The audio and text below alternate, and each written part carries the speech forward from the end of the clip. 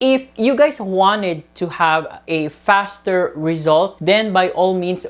Hey guys, Moy-san here and welcome back to my channel. If you guys are new here, my name is Mo and I do contents about skincare, hair care, nursing, and with my journey with finasteride and minoxidil. So guys, in today's video, which one is really better? The 2% solution or the 5% foam? So let's talk about that.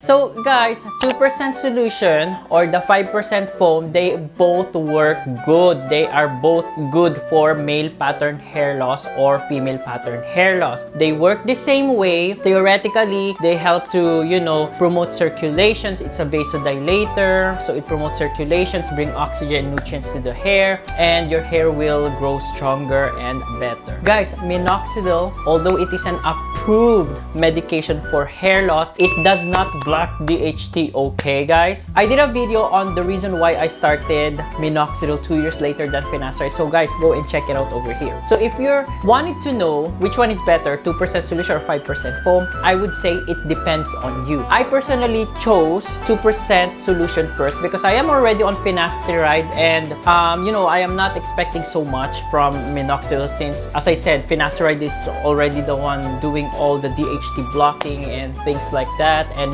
99.9% of my hair growth is, of course, it's because of my finasteride. So minoxidil, I am not too aggressive with that, so it's just my support treatment. If you guys wanted to have a faster result, then by all means go with the 5% foam. Minoxidil, you don't need a prescription. You can buy it over the counter, so you can choose either 2% solution or 5% foam. So if you want a faster result, go with the 5% foam. In terms of the side effect, guys, minoxidil do have side effects. It comes with, it has scalp itching. Sometimes if you have a heart condition, you may experience heart palpitation or increased heart rate. Sometimes it may also cause dizziness or things like that. But hopefully that you may not experience it. It is pretty unlikely since it is applied topically, but still side effects can still happen.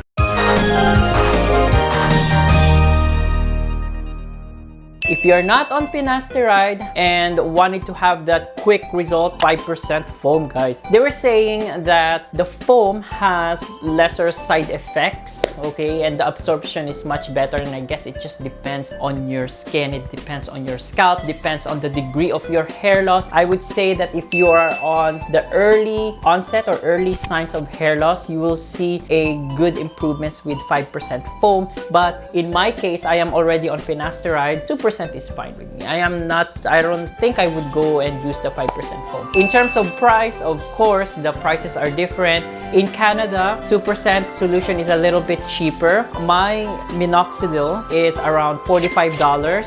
So that's like, I don't know how much, 2,000 pesos. And with 5% foam, the Rogaine brand, guys, I think 3 cans, I think it's like 100 something dollars, which is roughly around 4,000 pesos. So Rogaine is the most popular brand, right? So yeah, try the 5% foam, see. But if you guys are having allergic reactions or sensitivity to the minoxidil 5% foam, then downgrade to 2% solution. So it just really depends on you. But so far, I am happy with my 2% solution and I'm gonna continue on using that. Been using it for 3 months and so far I don't have any problem. When you guys go and see your doctor, also disclose to them that you are using a 2% solution or 5% foam, so they will know that you're using the medications. But of course, using finasteride and minoxidil together, they work really, really good together, guys, for hair growth. If you're having an early signs of